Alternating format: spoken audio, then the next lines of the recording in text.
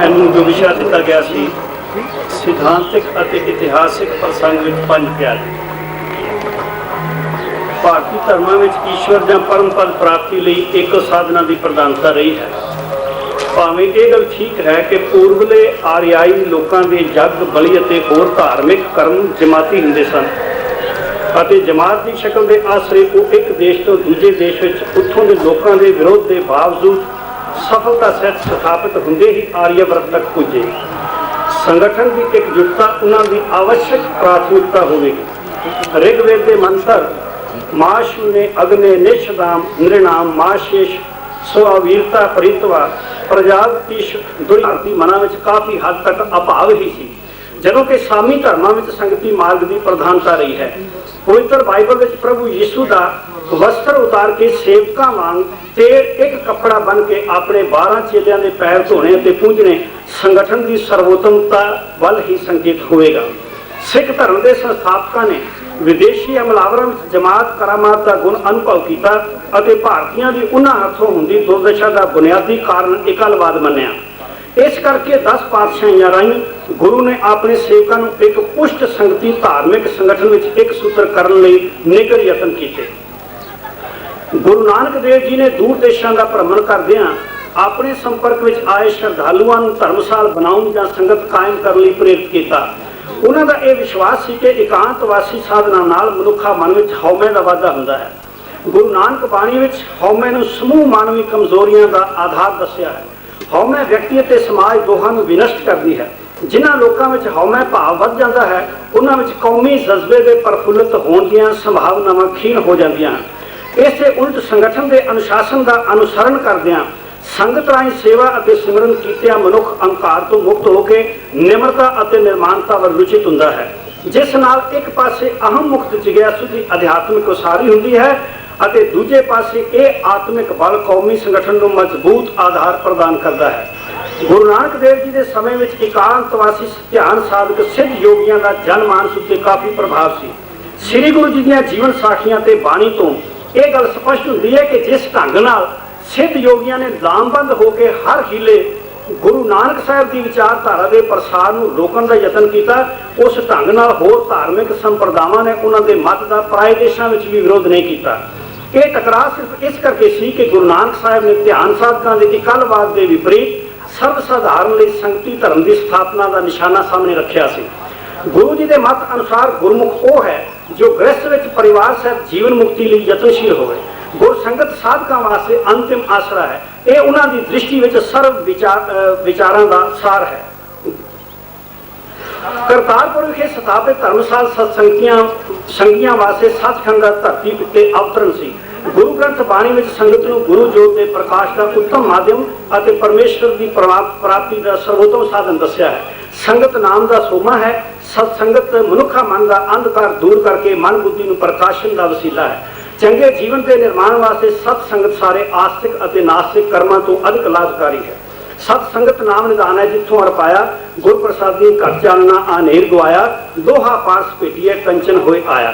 जहाँ सत्संगत मिल मत बुध पाई हों छूटे ममता जाल हर नामा हर मीठ गाना गुर किए शब्द निहाल।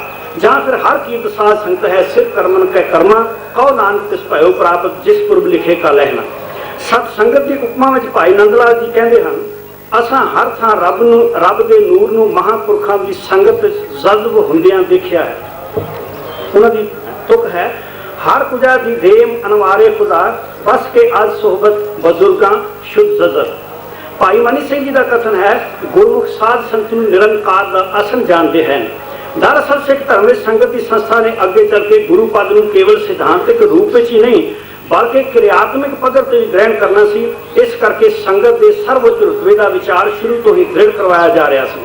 भाई गुरदास जी के समय तक गुर चेला चेला गुरु का विश्वास सिख विचारधारा का एक अहम अभिन्न और अटुट अंग बन चुका सी।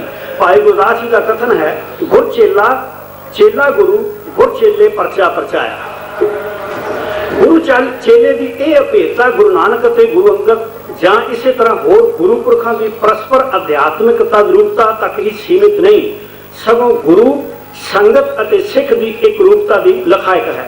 6वें पातशाह के समय मोहसिन फानी ने संगत की उच्चता अखीं देख के लिखा कि जदों सिख इकट्ठे होंदे हैं तो गुरु भी अपनी मनोकामना की पूर्ति लिए संगत को अरदास करने हित बेनती करता है। सिखां का यह विश्वास है कि जदों संगत एकाग्रचित होकर किसी कार्य लिए अरदास करती है तो उस कार्य की पूर्ति हो जाती है।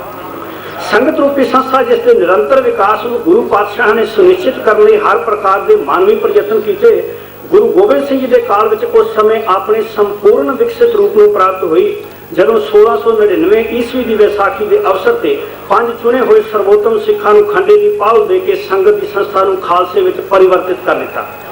खालसा साधना असल में किसी नवे पंथ नूं जन्म देना नहीं बल्कि पहला तो कायम संगत नूं जिसनूं कदे नानक पंथी ते कदे सिख संगत कह लिया जाता सी एक नवी रूपरेखा दे के नवीन भूमिका प्रदान करना सी जां ये कह लीए कि वो संगत रूपी सिख संगठन जो पुरानी व्यवस्था अधीन मसंदा के सहयोग नाल चलता सी उसनूं आत्मनिर्भर अते स्वै आश्रित संस्था का रूप देना सी। भाई गुरदास दूजे की पंक्ति गुर संगत कीनी खालसा मनमुखी दुहेला ये गल स्पष्ट कर देती है कि गुरु ने संगत नूं खालसे का रूप दे दिता है। इत्थे मनमुख वो है जो इस परिवर्तन पिछों भी मसंदा अधीन पराश्रित सिखी का अनुसरण करता है अते गुरु के पंच प्रधानी संगठन प्रबंध नूं दिलों प्रवान नहीं करता। लेख के इस पड़ाव से खालसा शब्द के अर्थ को ठीक भाव में समझ लेना जरूरी प्रतीत होता है क्यों जो पंज प्यारे की भूमिका सिर्फ तदों समझ आ सकती है जदों खालसा को सिद्धांतिक और इतिहासक प्रसंग में ठीक समझ लिया जाए। भाई कान सिंह नाभा ने खालसा के अर्थ शुद्ध निरोध जो संपत्ति सिद्धि बादशाह के अधीन होए अकाली धर्मधारी नानक पंथी आदि किए हैं। डॉक्टर मान सिंह निरंकारी कहता है कि खालसा अरबी शब्द है जिससे अर्थ है निरोध बादशाह की संपत्ति जिवें कि डेरा खालसा थोआ खालसा चौहा खालसा आदि अकाली धर्म गुरु नानक पंथी बंधन मुक्त। स्वरूपदास भले अनुसार खालसा वो है जो मसंद अधीन ना होके सीधा गुरु अधीन है। मैं सब संगत दई थी तुमको कर जागीर अब खालसा भया मिटा दुख पीर अब मसंद में कीने दूर सब किया खालसा मिले हसूर। कवि सेनापति होर लिखारियां नालों बहुत स्पष्ट कहता है भये खालसा सोए छोर मसंद है जी प्रगट भये चौं और सूरज चंद है। वो इस विषय पर कोई साधारण टिप्पणी नहीं कर रहा बल्कि खालसा शब्द के अर्थ निर्धारित करने की समस्या का समाधान प्रस्तुत करता नजर आता है।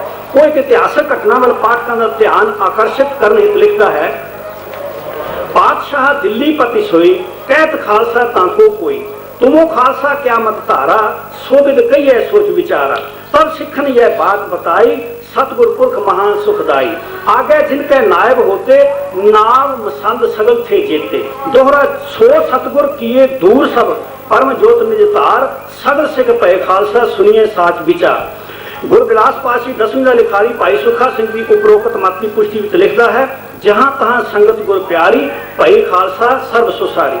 मौजूदा समय में खालसा पद के अर्थ खालस शब्द तो शुद्ध निरोध आदि बहुत प्रचलित है जो कि पारंपरिक सिख साहित्य आमतौर पर खालसे तो भाव लेंदा है वो सिख जो मसंद आदि विचोलगी बिना गुरु के सीधे संपर्क में हो। जेकर इस अर्थां नूं धार्मिक शुद्धता नाल संबंधित करना होवे तो ऐसा यह भाव हो सकता है कि वो सिख जो गुरु पातशाह की निरंतर अगवाई में सिखित हो रहा सी दसम साहिब के समय अपनी पूर्ण शुद्धता या आदर्शक व्यक्तित्व प्राप्त कर गया। परंतु इतने समस्या यह रहेगी कि खालसा साजन पिछों सिख शब्द की वरतों निरर्थक है। मेरा ख्याल है सिख इतिहास और परंपरा इस गल की प्रवानगी नहीं देते। खालसे की साधना उपरंत भी सिख शब्द की वरतों पहला वांग ही रही और खालसा धर्मियों की विश्वव्यापी पहचान सिख ही स्थापित हुई। दूजी गल यह है कि खालसे की साधना तो पहला सिख पूर्ण शुद्धता तो वंचित सन। एक कथन भी अनुचित है क्यों जो पहले गुरु जी के समय में ही आध्यात्मिक शुद्धता दी समूह उचाइयां प्राप्त करके एक सिख भाई लेना गुरु पदवी तक पुज गया और बाबा बुढ़ा जी अनेकों ही गुरसिखां द्वारा पूर्ण निर्मायल जीवन राही ब्रह्म अभेदता के अंतिम लक्ष्य प्राप्त करने का प्रवाह निरंतर चलता रहा। खालसा शब्द अर्थ निरूपित करने संबंधी समस्या का निर्विवाद हल यह जान के हो जाता है कि यह शब्द गुरु हरगोबिंद जी और गुरु तेग बहादुर जी के हुक्मनामे में गुरु संगतां लई वरत्या गया है। 6वें गुरु लिखते हैं पूर्व की संगत गुरु का खालसा है। 9वें गुरु जी लिखता है पटन की संगत श्री गुरु जी का खालसा है। इन्हां लिखतां तो स्पष्ट संकेत मिलता है कि जिस स्थान पर श्री गुरु जी ने मसंद नहीं सन थापे जां जो संगत विचोलगी मुक्त रुतबा रखती थी उसनूं गुरु घर में खालसा कहने की पिरत सी। सिख इतिहासिक सोमियां तो पता चलता है कि मसंदां का भ्रष्ट आचरण खालसे की साधना का तुरंत कारण बनया। गुरु महाराज ने मसंद प्रथा की स्थापना सिख संगठन ਨੂੰ सुचारू रूप में चलाने ਲਈ ਕੀਤੀ ਸੀ। मसंद एक पासे सुदूर सिख संगतां दा गुरु नाल निरंतर संपर्क सुनिश्चित करते सन ਅਤੇ दूजे पासे संगठन की वृद्धि ਅਤੇ मानवता की सेवा के कार्यों ਲਈ सिख संगतां ਵੱਲੋਂ भेंट ਕੀਤੀ माया गुरु तक पहुँचाते सन।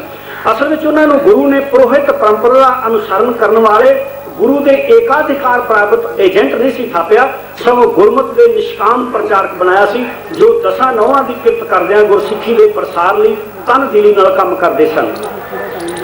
दसन गुरु के समय तक बहुते मसंद गुरु अधिकार नूं चुनौती देण ਅਤੇ गुरु संगत नूं तुच्छ जानन वाले पापग्रस्त बेमुखा का रूप धार चुके सन। वो एकाधिकार की विपर सोच के धारने और पूजा के धन नूं बेईमानी नाल संग्रह करने वाले विपरन की रीत के पालक गुर संगत की उच्चता का गुरु विचार संगत तक किवें पहुँचा सकते सन। कवि संतोख सिंह अनुसार मसंदां दा गुरु प्रति बेअदब व्यवहार और चेतो मसंद की चोरी पकड़े जाण पिछों गुरु ने फैसला किया कि खोजन करके पंथ चलावन अजब खालसा करों उपावन। अमृत छकाउण पिछों गुरु जी ने सब तो पहला उपदेश किया, मीने अर मसंदिए मसंद तिरमलिए कुड़ी मार रमरई न मिलिए। खालसा कालपुर पुरख की फौज प्रगट्यो परमात्म की मौज ਅਤੇ वाहिगुरू जी का खालसा भी इस शब्द का संबंध खालसे की आजाद होंद नाल संबंधित करने वाले पासे उचित हैं। निर्मलता हर धर्म की जरूरत है ਅਤੇ अध्यात्मिक पवित्रता बिना धर्म की कल्पना ही नहीं की जा सकती। पर जे खालसा शब्द निर्मलता के भाव में हुंदा तो सिख धर्म की किसी होर संप्रदाय नूं निर्मले अखवाउण की जरूरत नहीं सी। वास्तव में खालसा संगठन का नाम है, संगठन का गुण नहीं। ये वो संगठन है जो गुरु ग्रंथ पंथ की अगवाई तो सिवा किसी होर का आसरा प्रवान नहीं करता। खालसा वो है जिसनूं खंडे बाटे का अमृत छका के गुरु ने अपने बराबर कर लिया है। खालसा मानवी बराबरी स्वतंत्रता ਅਤੇ आज़ादी का लखायक है ਅਤੇ ਇਹ लोकवादी सोच उसनूं सर्वलोक विचों प्राप्त होने का भाव है कि वो इस विचारधारा से फौलादी मजबूती नाल पहरा देने वास्ते कृत संकल्प है। और राजनीतिक तौर पर पराधीन होकर गुलामी वाला जीवन जीने में विश्वास नहीं रखता, ना ही वह होरां नूं गुलाम रखने की दुष्ट प्रवृत्ति का आप शिकार हो सकता है। सिख धर्म में ग्रंथ और पंथ की दोहरी गुरता नूं समझना भी आवश्यक है। भाई कान सिंह नाभा ने इसका समाधान प्रस्तुत करदिया क्या है, खालसे ने गुरियाई दे फिर अवचल नगर विच श्री गुरु ग्रंथ साहिब नूं गुरु क्यों थापिया। जे कोई ये शंका करे तो इसका उत्तर यह है कि खालसा गुरु की देह और बाणी आत्मा है। संसारिक सब विहार खालसा गुरमति नाल करे और धार्मिक विहार गुरबाणी के नियम अनुसार होण। इस भाव नूं लैके दोहां नूं गुरियाई दी है। ये भाई कान सिंह नाभा जी के शब्द हैं। सिख धर्म अनुसार गुरता के दो मुख अंग हैं, जोत और जुगत।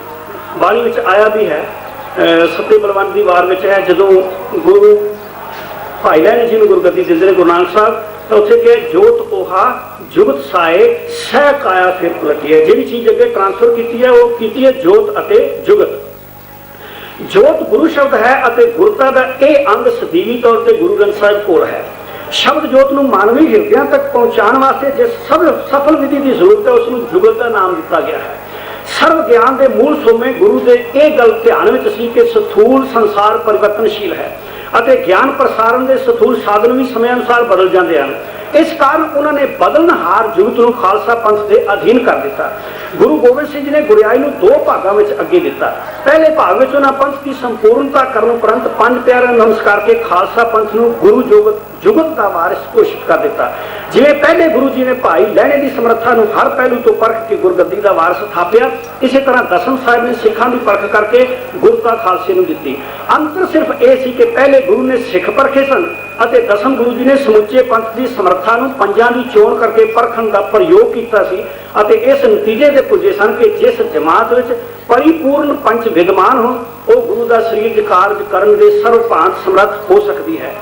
गुरु ने पंथ गुरु की स्थापति राही गुरु के शरीरिक कार्य जिन्होंने समा ते स्थान प्रभावित कर सकता है खालसे के अधीन कर दिते। दूजे भाग में उन्होंने गुरता 1708 ईस्वी में निर्गुण रूप धारण करने समय गुरु ग्रंथ साहिब ने दे दी। ये गुरता अशरीरी अबदल प्रकाश न संबंध रखती है और इस लेख में इस संबंधी विस्तृत विचार करना विषय अनुकूल नहीं होगा। गुरु गोबिंद सिंह जी ने खालसे ने जुगत नाल संबंधित गुरता देन उपरंत पंथ आग्या के अनुशासन को सर्वोत्तम स्थान दिता। गुरु पंथ के हुक्म को लोकतंत्री उच्च मर्यादा स्वीकार करदियां उन्हां आनंदपुर के किले ते चमकौर की गढ़ी का त्याग किया। इत्थे एक गल होर ध्यान गोचरे कर लीए कि सिख परंपरा अनुसार गुरु ने दोहां मौकों पर अपनी असहमति दर्ज करवाई। अनंदपुर साहब का किला छड्डन लग्या भी ते चमकौर की गढ़ी छड्डन लग्या भी उन्होंने यह दस दिता कि वो इस गल नाल सहमत नहीं हैं, पर पंथक राय का पालन किया।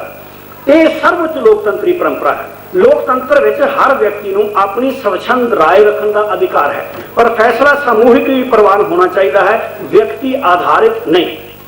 जिन्हां सिख संस्थावां विच एक व्यक्ति के हुक्म से फुल चढ़ाउण की पिरत है, वो खालसाई स्पिरिट तो दूर हैं। इतिहासक प्रसंगों अनुसार पंथ ने गुरु गोबिंद सिंह जी को दादू की समाध प्रति दिखाए सत्कार लिए तनख्वाह लगाई और जदों गुरु जी ने अमृत छकाण उपरंत बाबा बंदा सिंह बहादुर को भेट स्वरूप किरपान देनी चाहिए तो पंथ के प्रतिनिधियों ने गुरु जी को रहत का अंग रूप किरपान किसी एक व्यक्ति को देने तो वर्जित किया। शायद इस तो उन्होंने यह भाव होगा कि किरपान सिख रहत का अभिन्न अंग है और रहत सिर्फ पंथ के अधीन है, किसी व्यक्ति के अधीन नहीं हो सकती। कुछ सिख विद्वानों को इन्होंने कहानियों में गुरु का निरादर महसूस होता है, पर इन्होंने कहानियों के वर्णन पिछे खालसा पंथ की गुरता और गुरु साहब के अपने मन में पंथक फैसलों प्रति आदर दर्शान का लेखकों का पवित्र मनोरथ काम कर रहा है। वो दसना चाहते हैं कि जो अधिकार गुरु ने पंज प्यारिਆਂ ਨੂੰ दिता है वो इकल्ले सिख को नहीं हो सकता, चाहे वो कितना ही प्रभावशाली क्यों ना हो। गुरु गोबिंद सिंह जी के भौतिक शरीर त्यागन पिछों पंथक गुरता का विचार अत्यंत प्रभावकारी रहा। कवि सेनापति भाई सुखा सिंह, कोयल सिंह, प्रहलाद सिंह, देसा सिंह, भाई दया सिंह, भाई चौपा सिंह, स्वरूपदास भल्ला, भाई बुद्ध सिंह, बाबा सुमेर सिंह, बाबा गणेशा सिंह आदि तो लैके कवि संतोष सिंह, भाई रतन सिंह भंगू ते ज्ञानी ज्ञान सिंह तक सब विद्वानों ने गुरु पंथ की गुरता को अत्यंत महत्व दिता है। सगों पहले लिखारियों ने गुरु ग्रंथ की गुरता नालों भी पंथ की गुरता का वधिक जिक्र किया है।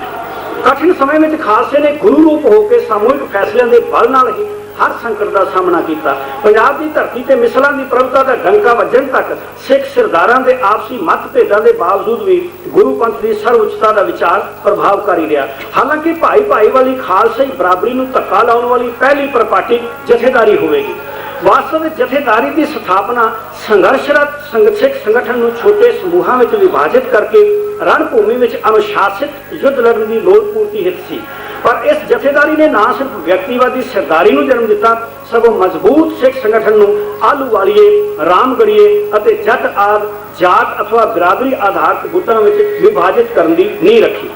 भावें इस समय तक खालसाई स्पिरिट कायम सी अते मिसरां दे सरदारां विच सामूहिक फैसले लैण अते इन्हां दा आदर करन दा भाव कायम सी, फिर भी ये कहना पवेगा कि जथेदारी दे उदय नाल गुरु दा पंच प्रधानी एक प्रबंध एक सिस्टम रूप में काम करता नजर नहीं आता। महाराजा रणजीत सिंह ने सिख सरदारां विच आपसी तनाव नूं भांप लिया होवेगा अते महाराजा जिहा दूरदर्शी व्यक्ति आने वाले समय में सिख सरदारां विच सत्ता लई संघर्ष नूं समझण दे समर्थ सी। इस आपसी संघर्ष का लाभ उठा के बेअंत कुर्बानियां नाल गिराया शत्रु साम्राज्य फिर खड़ा हो सकता सी। महाराजा ने हने हने मीरी की समाप्ति करके समुची सिख शक्ति नूं एक केंद्रित राजसी शक्ति का रूप दिता। महाराजा ने समुची सिख शक्ति में एक विशाल खालसाई सरकार का रूप तो दे दिता, पर एक पुरखी राज की स्थापना नाल गुरमते की परिपाटी खत्म हो गई और खालसा गुरु का विचार शिथिल होकर निष्क्रिय रूप धारण कर गया। अकाली फूला सिंह का महाराजा साहब नूं कोरड़े मारना और महाराजा साहब का सदा स्वीकार कर लेना गुरु के इस उच्च आदर्श नूं अगे तोड़न दे समर्थ नहीं सी। जेकर एक पासे महाराजा अधिनायकवादी सत्ता स्थापित करने का दोषी है तो दूजे पासे अकाली फूला सिंह का प्रगटावा भी एक व्यक्तिगत धार्मिक जथेदार का ही है। उन्होंने नाल चार होर सिख कौन हैं, इतिहास इस बारे मौन है। मेरा ये यकीन है कि जे उस समय धार्मिक जथेदारी पंज प्यारिਆਂ कोल हुंदी तां शायद वो महाराजा कोलों अकाली फौजां लई जागीरां जां रस्तां लैके संतुष्ट ना हुंदी। पंज प्यारे जो कुछ महाराजा तो मंगते खालसा पंथ लई मंगते अते उन्हां दी अगवाई विच कौम राजसी सत्ता होर ज्यादा देर तक हंडाउण दे समर्थ हो सकदी सी। जागीरदारी परंपरा के विकास ਅਤੇ विचारधारा में आई इस शिथिलता का सीधा असर यह होया कि डेरेदारी परंपरा ने पनपना शुरू कर दिता। डेरेदारी परंपरा हर उस समय उत्साहित होती है जदों पंथिक भावनावां निर उत्साहित हो रही हों। यह वातावरण सिख रहत के उत्थान लई नहीं पतन लई उपयुक्त होंदा है, क्यों जो रहत के बोलबाले का संबंध पंथक बोलबाले नाल है। महाराजे के राजकाज समय भावें राजसी तौर पर खालसा सरकार विस्तृत हुकूमत की हुक्मरान सी, फिर भी एक पुरखी राज प्रणाली कारण विपर संस्कार पंथक मर्यादा उत्ते इस तरह प्रभावकारी सन कि महाराजा ने संसार प्रसिद्ध कोहिनूर हीरा जगन्नाथपुरी के मंदिर को भेंट करने की इच्छा प्रगट की। दरअसल पुरोहितवाद ਅਤੇ ਵਿਅਕਤੀਵਾਦ ਇੱਕੋ ਸਿੱਕੇ ਦੇ ਦੋ ਪਾਸੇ ਹਨ। ਇੱਕ ਪੁਰਖੀ ਰਾਜ ਸੱਤਾ ਵਿਅਕਤੀਵਾਦੀ ਪੁਰੋਹਿਤਵਾਦ ਦੇ ਪ੍ਰਭਾਵ ਨੂੰ ਪ੍ਰਸਾਰਿਤ ਕਰਨ ਲਈ ਉਪਯੁਕਤ ਵਾਤਾਵਰਣ ਤਿਆਰ ਕਰਦੀ ਹੈ। ਮਹਾਰਾਜਾ ਸਾਹਿਬ ਵੱਲੋਂ ਡੇਰੇਦਾਰ ਮਹੰਤਾਂ ਨੂੰ ਭੇਟ ਕੀਤੀਆਂ ਵੱਡੀਆਂ ਜਾਗੀਰਾਂ ਇੱਕ ਵਾਰੀ ਫਿਰ ਗੁਰੂ ਨਿਸ਼ੇਧਿਤ ਭ੍ਰਸ਼ਟ ਮਸੰਦਵਾਦ ਜਾਂ ਇਸ ਦੇ ਬਦਲਵੇਂ ਰੂਪ ਮਹੰਤਵਾਦ ਦਾ ਆਧਾਰ ਬਣ ਗਈਆਂ।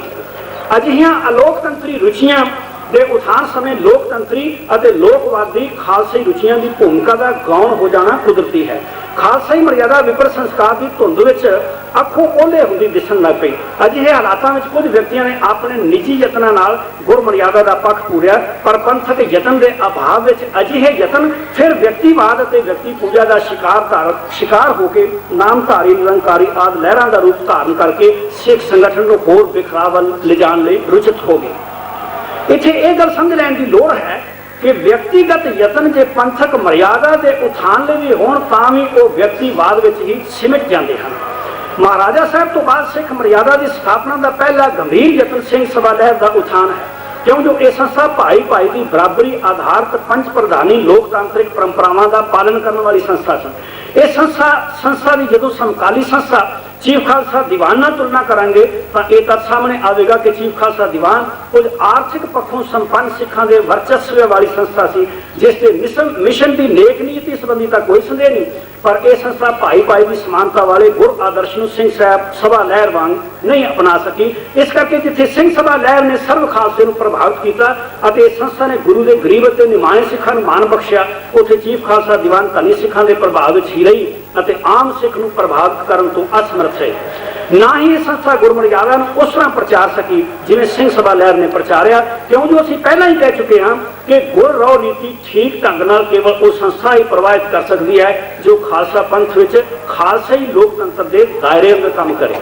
ਸਿੰਘ ਸਭਾ ਲਹਿਰ ਨੇ ਪੰਥਕ ਭਾਵਨਾਵਾਂ ਨੂੰ ਸੁਦੀਪ ਕਰਨ ਦੇ ਜੋ ਯਤਨ ਕੀਤੇ, ਉਸ ਦਾ ਨਤੀਜਾ ਇਹ ਹੋਇਆ ਕਿ ਵਿਪਰ ਸੰਸਕਾਰੀ ਮਹੰਤਾਂ ਜੋ ਗੁਰੂ ਗ੍ਰੰਥ ਬਾਣੀ ਦੇ ਆਸਰੇ ਦੇ ਭੇਖ ਵਿੱਚ ਸਿੱਖੀ ਰਹਿਤ ਨੂੰ ਮਲੀਆਮੇਟ ਕਰ ਰਹੇ ਸਨ, ਦੇ ਵਿਰੁੱਧ ਸਰਬ ਸਾਧਾਰਨ ਸਿੱਖ ਲਾਮਬੰਦ ਹੋਏ।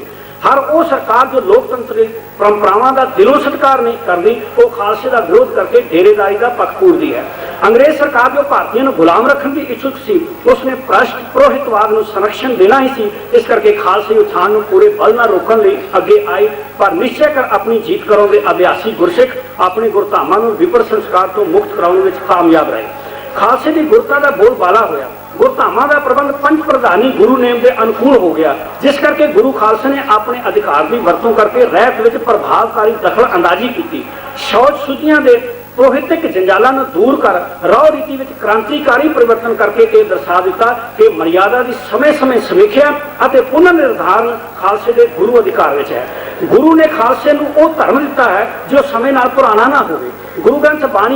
ਗੁਰੂ ਗ੍ਰੰਥ ਸਾਹਿਬ ਦੀ ਬਾਣੀ ਦਾ ਸੱਚ ਤਾਂ ਅਬਦਲ ਹੈ, ਪਰ ਰਹਿਤ ਰੂਪੀ ਜੁਗਤ ਨੂੰ ਸਮਾਂ ਪ੍ਰਭਾਵਿਤ ਕਰ ਸਕਦਾ ਹੈ। ਇਸ ਦੀ ਸਮੇਂ ਅਨੁਕੂਲ ਵਿਆਖਿਆ ਅਨਿਵਾਰਿਆ ਹੈ ਅਤੇ ਸਿੱਖੀ ਦੇ ਅਧੀਨ ਵੀ ਹੈ। ਸਿੰਘ ਸਭਾ ਲਹਿਰ ਦੇ ਪ੍ਰਭਾਵ ਵਿੱਚ ਸਿੱਖੀ ਦੀ ਸਮੇਂ ਅਨੁਕੂਲ ਵਿਆਖਿਆ ਸੰਭਵ ਹੋਈ। ਇਹ ਉਸੇ ਸਮੇਂ ਸੰਭਵ ਹੈ ਜਦੋਂ ਪੰਜ ਪ੍ਰਧਾਨੀ ਖਾਲਸਾ ਗੁਰੂ ਰੂਪ ਵਿੱਚ ਪ੍ਰਭਾਵਕਾਰੀ ਰੋਲ ਕਰਦਾ ਹੈ। ਇਸ ਲਹਿਰ ਨੇ ਨਾ ਸਿਰਫ ਸਿੱਖ ਰਹਿਤ ਦੇ ਪੁਨਰ ਨਿਰਧਾਰਨ ਵਿੱਚ ਆਪਣਾ ਯੋਗਦਾਨ ਪਾਇਆ, ਸਗੋਂ ਸਿੱਖ ਰਾਜਸੀ ਢਾਂਚੇ ਵਿੱਚ ਵੀ ਪੰਥਕ ਸਪਿਰਿਟ ਨੂੰ ਬਹਾਲ ਕੀਤਾ, ਜਿਸ ਦੇ ਨਤੀਜੇ ਵਜੋਂ ਸਾਧਨਹੀਨ ਸਧਾਰਨ ਸਿੱਖ ਯੋਗਤਾ ਦੇ ਆਧਾਰ ਤੇ ਸਨਮਾਨਯੋਗ ਪਦਵੀਆਂ ਤੱਕ ਪੁੱਜਦੇ ਰਹੇ ਹਨ। ਵਰਤਮਾਨ ਸਮੇਂ ਵਿੱਚ ਜਦੋਂ ਕਿ ਰਾਜਨੀਤੀ ਫਿਰ ਪੈਸੇ ਦੇ ਪ੍ਰਭਾਵ ਤੋਂ ਪੂਰੀ ਤਰ੍ਹਾਂ ਗ੍ਰਸਤ ਹੈ, ਪੰਥਕ ਭਾਵਨਾਵਾਂ ਨੂੰ ਕਮਜ਼ੋਰ ਕਰ ਸਕਦੀ ਹੈ ਅਤੇ ਡੇਰੇਦਾਰੀ ਦੇ ਉਥਾਨ ਲਈ ਸਹਾਇਕ ਹੋ ਸਕਦੀ ਹੈ। ਇਸ ਕਰਕੇ ਜ਼ਰੂਰੀ ਹੈ ਕਿ ਗੁਰੂ ਪੰਥ ਦੀ ਗੁਰਤਾ ਨੂੰ ਹੋਰ ਪ੍ਰਬਲ ਢੰਗ ਨਾਲ ਪ੍ਰਚਾਰਿਆ ਜਾਵੇ। ਸ਼ਬਦ ਗੁਰੂ ਦੇ ਸਿਧਾਂਤ ਦੀ ਸਤਹੀ ਜਾਣਕਾਰੀ ਹੋਣ ਕਰਕੇ ਸਿੱਖ ਗੁਰੂ ਗ੍ਰੰਥ ਨੂੰ ਜਦੋਂ ਗੁਰੂ ਦਾ ਸਰੀਰ ਪ੍ਰਵਾਨ ਕਰ ਲੈਂਦੇ ਹਨ ਤਾਂ ਉਹ ਪੰਥ ਗੁਰੂ ਦੇ ਵਿਚਾਰ ਨੂੰ ਅਨੁਕੂਲਪੁਣੇ ਵਿੱਚ ਹੀ ਕਮਜ਼ੋਰ ਕਰ ਰਹੇ ਹੁੰਦੇ ਹਨ। ਅਰਦਾਸ ਪਿੱਛੋਂ ਪੜ੍ਹੇ ਜਾਣ ਵਾਲੇ ਦੋਹਿਆਂ ਵਿੱਚ ਗੁਰੂ ਗ੍ਰੰਥ ਜੀ ਮਾਨਿਓ ਪ੍ਰਗਟ ਗੁਰਾਂ ਕੀ ਦੇਹ ਨਾਲੋਂ ਗੁਰੂ ਖਾਲਸਾ ਮਾਨੀਏ ਪ੍ਰਗਟ ਗੁਰੂ ਕੀ ਦੇਹ, ਜੋ ਇਹ ਸਿੱਖ ਮਿਲਿਓ ਚਾਹੇ ਖੋਜ ਇਨੋਂ ਮਿਲੇ, ਇਹ ਭਾਈ ਪ੍ਰਹਿਲਾਦ ਸਿੰਘ ਜੀ ਦੇ ਰਹਿਤਨਾਮੇ ਦਾ ਹੈ। ਜਾਂ ਗ੍ਰੰਥ ਪੰਥ ਗੁਰੂ ਮਾਨੀਏ ਤਾਰੇ ਸਕਲ ਕੁਲਾਨ ਪੜਨਾ ਵਧੇਰੇ ਸਾਰਥਕ ਹੈ, ਕਿਉਂਕਿ ਇਹਦੇ ਵਿੱਚ ਭੁਲੇਖੇ ਦੀ ਗੁੰਜਾਇਸ਼ ਹੈ। ਗੁਰੂ ਗ੍ਰੰਥ ਜੀ ਮਾਨਿਓ ਪ੍ਰਗਟ ਗੁਰਾਂ ਕੀ ਦੇਹ ਜਿਹੜੀ ਹੈ ਉਹ ਗੁਰੂ ਗ੍ਰੰਥ ਸਾਹਿਬ ਵਿੱਚ ਗੁਰੂ ਦੀ ਨਹੀਂ ਹੈ, ਉਹ ਖਾਲਸੇ ਵਿੱਚ ਹੈ। ਇਸ ਕਰਕੇ ਇਹ ਜਿਹੜੇ ਦੋਹਰੇ ਨੇ ਗੁਰੂ ਖਾਲਸਾ ਮਾਨੀਏ ਪ੍ਰਗਟ ਗੁਰੂ ਕੀ ਦੇ ਜਾਂ ਗੁਰੂ ਗ੍ਰੰਥ ਪੰਥ ਗੁਰੂ ਮਾਨੀਏ ਤਾਰੇ ਸਕਲ ਕੁਲਾਨ, ਇਹ ਜਿਹੜੇ ਨੇ ਇਹ ਦੋਹਰੇ ਵਧੇਰੇ ਸਾਰਥਕ ਹਨ। ਇੱਥੇ ਇੱਕ ਗੱਲ एक होर गल तो सुचेत रहने की भी लोड़ है कि व्यक्तिवादी डेरेदारां नूं शब्द गुरु मनण विच कोई झिझक नहीं, संकोच है तो पंथ गुरु नूं मनण विच। जप बाणी विच आए पंज शब्द दा अर्थ जे श्रेष्ठ भी कर लिया जाए तां भी पंज दा संबंध उत्तमता नाल ही बनया रहिंदा है। गुरु नानक साहब आखदे हन कि जिथे पंच रब दी दरगाह विच शोभदे हन उत्थे राशि शक्ति उत्ते भी उन्हां दा प्रभाव ही प्रजा लई शुभ हुंदा है। पंच परवान पंच प्रधान पंचे पावें दरगहमान पंचे सोहे दर राजान, राजान की गल आ गई तो राजसत्ता की गल आ गई। इत्थे यह समझ लेना आवश्यक है कि गुरु की इस पंच महिमा में धर्म ते राजनीति या मीरी ते पीरी इको व्यक्तियों में केंद्रित है अते गुरु नानक साहब के यही विचार पंज प्यारे रूप संत सिपाहियों की घाट या निर्माण का आधार हैं। 10वें अवतार में जदों गुरु नानक पंजां नूं वार-वार नमस्कार करते हैं तो यह जप बाणी का ही स्थूल प्रगटावा है। इस कारण जप बाणी अमृत की आधार बाणी है। गुरु ने जो पंजां की चोण की है तो उन्होंने पूर्ण गुरसिखां के शीश नहीं मंगे। इत्थे फिर एक होर समस्या है कि असीं हर सिख जिहड़ा पंज प्यारिਆਂ ਵਿੱਚ कहने भी परिपूर्ण सिख होवे ते कोई पंज प्यारिਆਂ ਵਿੱਚ आवे। मैं इत्थे कहण लगा गुरु ने जो पंजां की चोण की है तो उन्होंने पूर्ण गुरसिखां ने शीश नहीं मंगे, सिर्फ समर्पण की भावना देखी है। इकल्ले भाई दया राम या भाई धर्मदास विच गुरु जी ही परिपूर्णता नहीं, गुरु ने गुण दोष देखण नालों समर्पण भाव देखिया है। सर अवगुणों का नाश तो पंजां के रूप में ही हो सकता है। पंज मिलकर ही पंज महाबली विकारों को काबू कर सकते हैं। एक इकला शायद संघर्ष करने के बावजूद भी हार जाए।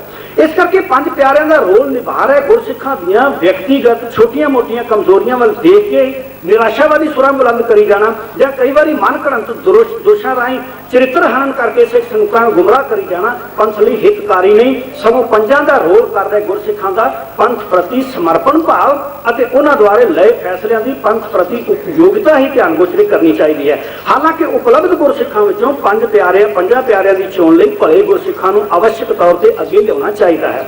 सिख धर्म में चंगियाई का आधार की है? पंज विकारां उत्ते वसीकार करना। इस तरह गुण दोष की पड़ताल का मुख्य आधार भी यह होना चाहिए कि काम करो लोभ मोह अहंकार उत्ते किसी का कितना वसीकार है। गुरु के इस लोकतंत्री प्रबंध और वर्तमान राजसी लोकतंत्र में यह अंतर है। गुरु के इस लोकतंत्री प्रबंध और वर्तमान राजसी लोकतंत्र में यह अंतर है, क्योंकि जो लोकतंत्र की गल करते हैं तो जो ये वोटां वाला लोकतंत्र है वो गल ना हो जाए, वो अंतर भी गुरु ने रखा है कि राजसी लोकतंत्र की हर इकाई को संचालित करने वाले मुखी बहुत सारिया विधानक शक्तियां नाल सुसज्जित हैं। जे देश में एक प्रधानमंत्री है, जे देश में एक राष्ट्रपति है तो राष्ट्रपति को सलूट देने वास्ते 10 दिन जोड़ा है वो जी बंदियां बांधना मांगने चाहिए हो तो फिर कहो लोकतंत्र है। मैं समझदा ये लोकतंत्र नहीं है। ये लोकतंत्र जोड़ा है ये भी एकाधिकार या एक पुरखी की सत्ता है वो कायम है। गुरु का प्रबंध ये मैच नहीं करता। विधानक शक्तियां सुसज्जित हैं तो सहयोगी मैंबर मात्र रबड़ की मोहर बन के ही रह जाते हैं, जबकि गुरु के लोकतंत्र में 5 सिखां के बराबर अधिकार हैं। किसी को 2 वोटों का भी अधिकार नहीं। हाँ जे क्योंकि सारिया की कमेटियां में प्रधान जी को 2 वोटों का अधिकार है। जिस ये लोकतंत्र है परंतु प्रधान जी 2 वोट दे सकते हैं, बैलेंसिंग वोट उन्होंने पास है। परंतु गुरु के लोकतंत्र में की है कि 5 सिखां के बराबर अधिकार हैं, किसी को 2 वोटों का भी अधिकार नहीं। हाँ जे कोई खास व्यक्ति उपलब्ध ना हो तो होर गुरसिख द्वारा खाली स्थान भर लिया जाता है। भी जे 2 तक जोड़े ने उन्होंने नुमाइंदे नहीं आते तो असीं उन्हों की जगह पर होर गुरु पंथ विचों चंगे जिहड़े गुरु के प्यारे सिंह ने उन्होंने असीं नॉमिनेट कर रहे हैं। इस सूरत में यह भी ध्यान रखने की लौड़ रहेगी कि किसी एक तखत के जथेदार को असीमित शक्ति नहीं दी जा सकती, ना ही महंता वांग पूजा जा सकता है। तख्तां की शक्ति में संतुलन बनाए रखना कौम की प्रगति लिए जरूरी है। 5 प्यारिਆਂ का गुरु प्रबंध तख्तां की एक केंद्रित शक्ति तक ही सीमित नहीं बल्कि हर छोटी बड़ी संगत तक इसका विकेंद्रीकरण सुनिश्चित करने की भी लोड़ है। कई नहीं भी जो उपरों आया थले की जी संगत है उत्थे भी प्रबंध पंच प्रधानी होना चाहिए तो वो पंच प्रधानी जी थले की आवाज़ जोड़े मुखिया देते हैं वो तख्तां वास्ते सुननी भी जरूरी है। अखीर में सारांशित तौर पर कहना चाहूँगा कि 5 प्यारिਆਂ को गुरु का शरीरिक इख्तियार है। जिथे आत्मा का संबंध गुरु जोत भाव गुरु शब्द प्रकाश नाल है, उथे शरीर का संबंध रहत नाल है। रहत वो अनुशासन है जो संगठन को अजिही एकता ते शक्ति प्रदान करता है जिस राही गुरु शब्द का प्रकाश सफल युक्त राही जिज्ञासुओं के हिरदे प्रकाशमान करने प्रसारित होता है। जिथे पंथ की इकाई रूप हर सिख ने पंथक रहत का अनुसरण करके पंथक समर्था में वाधा करना है, उथे बदलते हालातों में गुरु ग्रंथ बाणी, सिख इतिहास, सिख रहतनामिਆਂ ਤੇ सिख परंपरावां की रोशनी में खालसा पंथ ने सिख रहत को होर प्रभावकारी रूप प्रदान नहीं करना है। सिख रहत की पुनर्पड़चोल ਜਾਂ पुनर व्याख्या गैर जरूरी कर्मकांडा का निरंतर वाधा बोझ घटाने लई जरूरी है, क्यों जो सिख रहत निर्धारित करना खालसा पंथ का विशेषाधिकार है। इस करके किसी व्यक्ति या डेरेवादी संस्था का पंथक मर्यादा संबंधी विवाद खड़ा करना अवांछित है, भावें वो अपनी प्रमाणिकता के बहुतेरे सबूत प्रस्तुत करने के समर्थ होवे। स्थानक समस्यावां तो लैके पंथक समस्यावां का समाधान पंच प्रधानी प्रबंध नाल करना ही गुरमत है। अलोकतांत्रिक व्यक्तिवाद गुरु द्वारा अप्रवाणित पुरोहितवाद है, जदों कि खालसा पुष्ट लोकतांत्रिक जनवादी लहर है, जिथे पुरोहितवाद सख्त नाल निषेधित है। खालसा पंथ नूं यह दृढ़ करने की लोड़ है कि पंथ की रखो तो ग्रंथ की रहेगी नाथ, राखो तो ना पंथ की तो ग्रंथ को ना मानेगो। वाहिगुरू जी का खालसा, वाहिगुरू जी की सिद्धांतिक पक्षों से भी गए, इतिहासिक प्रसंग भी गए, और तुसी अज की जो पंथिक राजसत्ता है उस वास्ते भी डायरैक्टली और इनडायरैक्टली कई तुसी नुकते पेश किए हैं। और मैं समझदा कि ये सैमीनार क्योंकि 1999 को समर्पित है, और 1999 असी समझते हाँ कि एक सिख इतिहास में वाटरशेड होएगा, क्योंकि उसमें थोड़ी देर बाद आप एक नवी सदी में भी प्रवेश करना है और एक तीसरे मिलेनियम भी आप दाखिल होना है। तो उस तीसरे मिलेनियम और 21वीं सदी में जो सिखों का स्वरूप होएगा, रोल होएगा, जो साड़ी चढ़ती कला यकीनी बनाना है, उस वास्ते ये मसले बहुत ज़रूरी ने, बहुत रेलीवेंट ने, और इन्हों असीं अज के प्रसंग में और जो आने वाला कल है वो प्रसंग में रख के आप विचारांगे तो ये अपना विचार होर सार्थक हो सकेगी। हुण प्रथा अनुसार कुछ सवाल वास्ते आप टाइम कुछ रख रहे हैं। एक मेरी बेनती है, तुसी सारे विद्वान हो, तुसी इस बारे बहुत खोज की है, पढ़े लिखे हो, इस विच क्योंकि बहुत सारे विचार आए ने थॉट प्रोवोकिंग, सो तुहाडे मन में बहुत कई किस्म के प्रश्न पैदा हुए होंगे। सो मेरी एक बेनती है कि आप क्योंकि समय का भी अनुशासन रखना है, अगले भी उस तो बाद 3 होर विद्वान ने जिन्होंने अगे विचार रखने ने। सो एक तो यह है कि सवाल पूछा जाए या कोई अजिहा नुकता आया हो जिस बारे कोई होर स्पष्टीकरण की लोड़ हो, वो स्पष्टीकरण मांग लिया जाए या कोई सवाल पूछ लिया जाए। एक काउंटर थीसिस पूरे का पूरा वो मैं समझदा प्रस्तुत करने की लोड़ नहीं होंगी। वो वास्ते होर आप समाज नाग वाले कहांगे कि सिलसिला जारी रखन ताकि तुहाडे सारिਆਂ ਦੇ ਜਿਹੜੇ थीसिस और काउंटर थीसिस है वो आगे रहन। सो हुण डॉक्टर भजन सिंह जी ਨੂੰ सवाल पूछेंगे। पहले सब तो सवाल डॉक्टर शेर सिंह जी शेर, मैं बेनती कराँगा कि बहुत सारे तो आप एक दूसरे को जानते नहीं हैं, पर फिर भी सवाल पूछने वाला अगर अपना नाम और थोड़ा जहा आइडेंटिटी दस दे तो उस नाल बाकी सारिਆਂ ਨੂੰ सहूलत हो जाएगी। शेर सिंह जी शेर आराम करेंगे। पहला सवाल गल है जी, विद्वान स्रोत हो गया।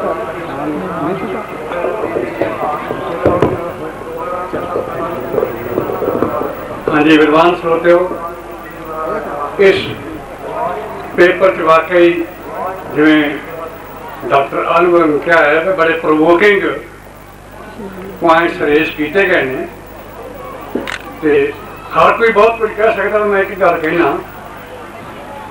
कि सिख कॉन्सैप्ट बिलीफ या थियोलॉजी जो कह लो, सिखालोजी कह लो, वर्ड जड़ा है ना, बाणी जड़ी है और जिस जो लिखी गई है अंकित दर्ज है, उन्होंने गुरु ग्रंथ साहिब कहने, मेरा ग्रंथ भी नहीं कहने।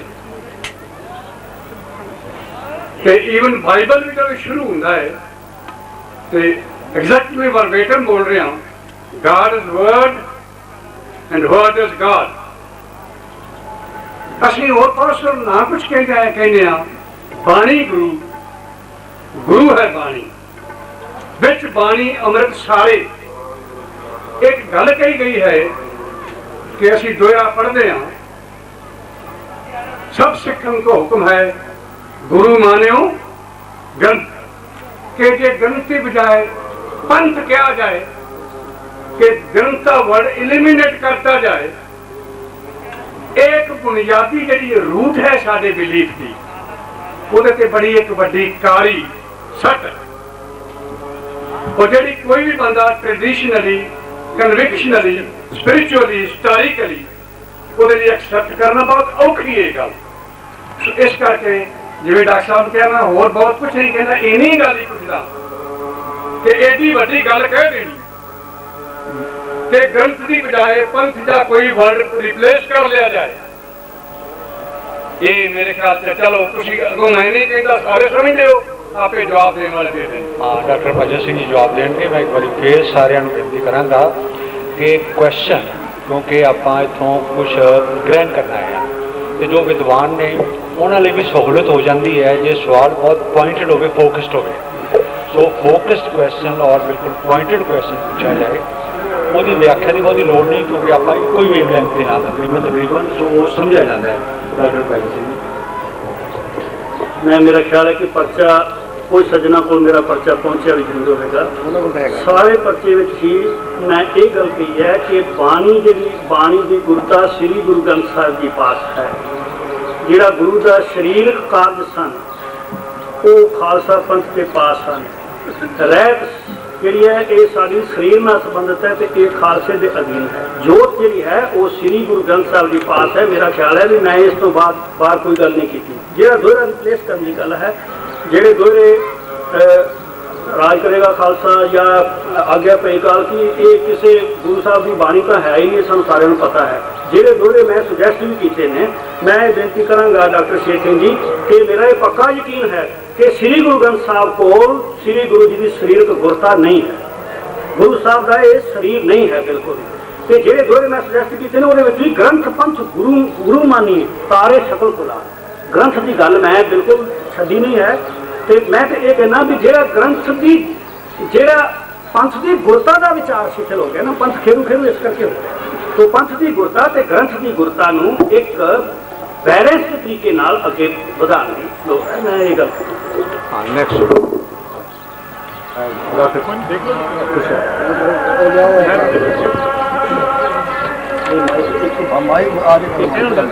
बहुत दलेर मसले उठाए ने, यह भी प्रशंसायोग है। मैं एक नुकता जिहड़ा थोड़े शब्दों में अर्ज करना चाहना वो ये है कि जिहड़ा पंज का संकल्प है वो साडे पंजा तख्तां में संपन्न हुआ। पंज तख्तां दे पंज जथेदार वो कौम वालों प्रमाणित साडे जथेदार ने, गुरमुख प्यारे ने। जिहड़ा तख्तां वालों कोई आदेश या हुक्मनामा जारी करने की गल है वो इन्हां ने इहदे विच नहीं कीती, होरना थावां ते होई है। मैं उहदे बारे एक निक्की जी इन्हां पासों निक्का जिहा सवाल करना चाहुंदा कि की ये वख-वख थावां ते छिड़े होए साडे तख्त ते उन्हां दे संपन्न जथेदार इन्हां नूं इस रूप में नहीं सोचना चाहिए या कि ये वधेरे विज्ञानिक नहीं होगा कि उस इलाके की संगत जिहड़े इलाके में तख्त हैगा, जदों भी कोई कौम के सामने मसला आता है तो उस संगत की प्रतिनिधित्व करता होया वो इलाके की वो जथेदार उस संगत के विचारां नूं लैके फिर पंज तख्तां के जथेदार इकट्ठे होके ते अपना कोई फैसला देन। कोई एक जथेदार या दो जथेदार इकट्ठे होकर कोई फैसला देन, वो मेरे ख्याल मुताबिक पंथ प्रमाणित फैसला नहीं होना चाहिए। सगों ऐ होना चाहिए कि ये सारे तख्तां के जथेदार अपनी संगत की राय लैके ते फिर उस मसले नूं नजिठण कि डॉक्टर भजन सिंह होरी मेरे इस विचार की कोई थोड़ी जी व्याख्या करेंगे, मेहरबानी। सत्कारयोग डॉक्टर बलकार सिंह को पता है कि तलवंडी दमदमा साहब से मैं एक गल कही थी, हर करने वास्ते तख्त जिहड़े ने जे दखन की जिम्मेवारी हजूर साहब की है तो पूर्व की संगत जी है तख्त पटना साहब के अधीन होनी चाहिए है। उन्होंने ਜਿਹੜਾ जो फैसला पंजां ने मिलकर अकाल तख्त से लिया है वो संगत तक पहुँचाना चाहिए तो संगत दी भावनावां श्री अकाल तख्त साहब नाल पहुँचानी चाहिए। परंतु हुण बाहरले दो तख्तां का की होया कि वो ना तो संगत दी भावनावां का आदर करते हैं तो ना वो श्री अकाल तख्त साहब का आदर करते हैं। इस करके जेकर कोई इहो जी स्थिति आ जाती है तो फिर ये कोई उन्होंने तख्त अपने आप ही तख्त जो साढ़े नाल कटे गए हैं कि मेरा ख्याल है भी श्री अकाल तख्त साहब ने यह तो नहीं किया भी ये दो तख्त इन्होंने पासे करता जाए। मेरा ख्याल है कि जे 5 तख्तों में कोई एक तख्त कल सरकार कब्जा कर लेंदी है तो वो 5 सूत्रों का फैसला ठोकर थोड़ा जा सकता। डॉक्टर केर सिंह तीन निके निके स्पष्टीकरण की गुजारिश है जी। पहली गल कि महाराजा रणजीत सिंह तो अकाली फूला सिंह उन्होंने जदों उन्होंने सजा लाई है तो कि उदों समूहक सिख जो धार्मिक चेतना है उसनों ध्यान में रखते हुए उस वेले की जो जथेदारी है अकाली फूला सिंह कोल है सी अकाल बंगे के जथेदार से कि उन्होंने बाकियों नाल सलाह की या नहीं की ये बारे तुहाडे कोल कोई पाएदार सबूत खान के नहीं ये बारे एक बेनती। दूसरी कृपा करके स्पष्टीकरण जो दे सकों कि जी पंथ प्रमाणित रहत मर्यादा जिसनों आप कहने अज दे सिख समाज जो SGPC द्वारा छपी हुई जी प्रमाणित जो पंथ मर्यादा है उसनों तुसीं समझते हो केंद्रीय मर्यादा के रूप में या नहीं ये बारे। तीसरा मैं एक मैनू लग्या कि जी तुसीं गल कही कि गुरु साहब ने जदों 5 सीस मंगे है तो उन्होंने पूर्ण गुरसिखां दे सीस नहीं मंगे सिर्फ समर्पण की भावना देखी है। पूर्ण गुरसिखां दे सीस नहीं मंगे सिर्फ समर्पण की भावना देखी है। मैनू ये कोई गल जची नहीं बाकी जे तुसीं ठीक समझो तो होर धन्यवाद।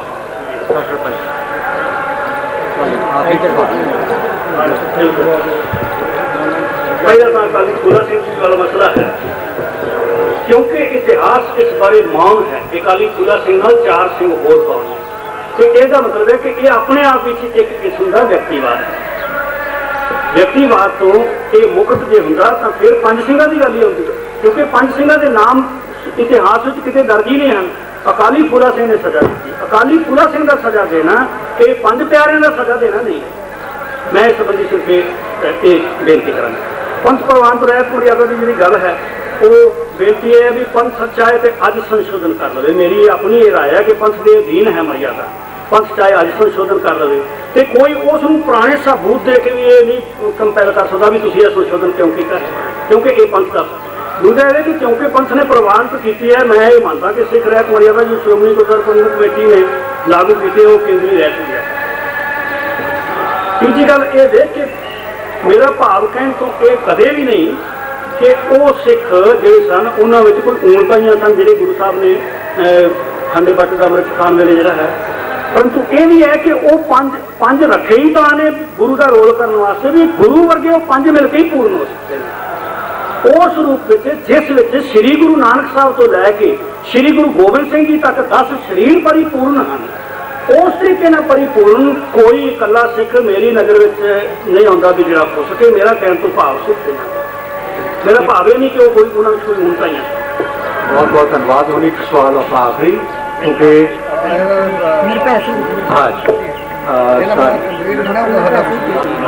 पैनल पैसे वो संवाद एक डॉक्टर दुसान वाले सवाल ये संवाद आप अगले पेपर से चलांगे क्योंकि एको ही विषय है। सर मेरी एक बेनती है क्योंकि विषा के कई रूप ने सो जेड़ा कोई जो सवाल उठे ने मन में वो दूसरे पर्चे नाल संबंधित होंगे तुसीं ओहदे प्रसंग में होर सवाल आ लिओ ताकि आप 5-6 सवाल का रख के आप ताकि 4 साढ़े को टोटल विद्वान जिन्हें पर्चे रखने ने 3 होर पर्चे पढ़ने तो 3 पेपरों नाल आपां ही हिसाब कर सकांगे जे उन्होंने बारे भी भरपूर विचार होण और उन्होंने खुला समय दिता जाए पैसे बहुत ही सुनील जी आपसे आगे हैं अपनी फिर कैसे पूछ रहे हैं ऑन कर लो ऑन कर लो नीचे नीचे आना विच बोलो बोलो तुसीं करो विच बोलो आना ठीक है बोलो मैं मेरी गुजारिश है कि सिख पंथ विच पंजां तख्तां दी जो स्थापना है ये कोई एक समय फाइनलाइज नहीं होएगी। पहला अकाल तख्त अकाल गुरु आया, फिर उसके बाद केसगढ़ साहब आए, फिर इस तरह करके इवॉल्व होते गए। ज्ञानी गुरजीत सिंह ने पंजवां तख्त भी लिया के मेरा एक विचार ये है, गुजारिश ये है कि अगर असी हिंदुस्तान के रहने वाले सिखा और खालसे वास्ते पंजाब तख्तां की स्थापना कर दी है और पंजाब विचों बहुत सारे सिख बाहर भी देशों चले गए ने कि उत्थे कोई होर तख्तां की लोड़ नहीं, इवोल्यूशन होने की लोड़ नहीं। अगर उत्थे भी मनमुखता चली जानी है, उत्थे कोई पंजां प्यारियां का यानी कि उत्थे कोई मोह छाप नहीं होनी है तो उसके लिए सानू मेरा ख्याल है कि अगर समय की मंग को देखते होया लोड़ को देखदे कि वो तख्तां की लोड़ नहीं होती, वो सारे विपरीत होगी क्या गुरमत के मुताबिक मेरी बेनती है कि मेरा पहली गल तो तख्तां संबंधी कोई सब्जैक्ट नहीं थी, ना मैं कोई रेफरेंस दिते ने। मैं तो सिर्फ ये बेनती की है कि जिवें पंज तख्त जिहड़े ने पंज प्यारिਆਂ के रूप में फैसला लिया जाता है, हर गुरु की संगत छोटी है या वड्डी है उत्थे पंच प्रधानी सिस्टम होना चाहिए धर्म को संचालित करने वाला। जिथों तक सवाल है भी तख्त नवे बन सकते हैं या नहीं बन सकते, जे पंथ 10 तख्त बना लवे तो 10 ही प्रवान ने, जो 9 बना लिया मैं समझना इस संबंधी विवाद बिल्कुल फजूल है। जो पंथ चाहे वो ही होना चाहिए। डॉक्टर दुसांझ प्रोफेसर भजन सिंह इन्होंने जो अपना पर्चा पढ़िया है, इस गल की खुशी हुई है कि इन्ने पर्चों के बाद भी बहुत कुछ नवा इन्हों तो प्राप्त होया। एक गल जी मैं ठीक स्पष्ट नहीं हुई कि 1699 खालसे की स्थापना की गई या पंज प्यारियां की स्थापना की गई, क्योंकि जे इंस्टीट्यूशन उस वेले कोई बनाया है तो वो खालसे का सी और इन्हों के सारे लेख विच खालसे का इन्ने विस्तार के नाल इन्होंने उल्लेख किया है, पर नाल रल कट इं किया भी जिवें खालसा सिर्फ पंज प्यारे ही खालसा ने, बाकी अमृत छक के खालसा बनता है। जे स्थापना खालसे की हुई है तो फिर पंज प्यारे कोई इंस्टीट्यूशन उस वेले नहीं स्थापित हुई, वो तो एक विचकार एक साधन बनया। तो इं लगता जे मसंदा की इंस्टीट्यूशन खत्म की सीधी गुरु के नाल खालसे का संपर्क पैदा किया, तो गुरु की भावना शायद ये है भी जिहड़ा भी खालसा सिक्खी सिद्धांत अनुसार सजे उसका सीधा संपर्क गुरु नाल रहे।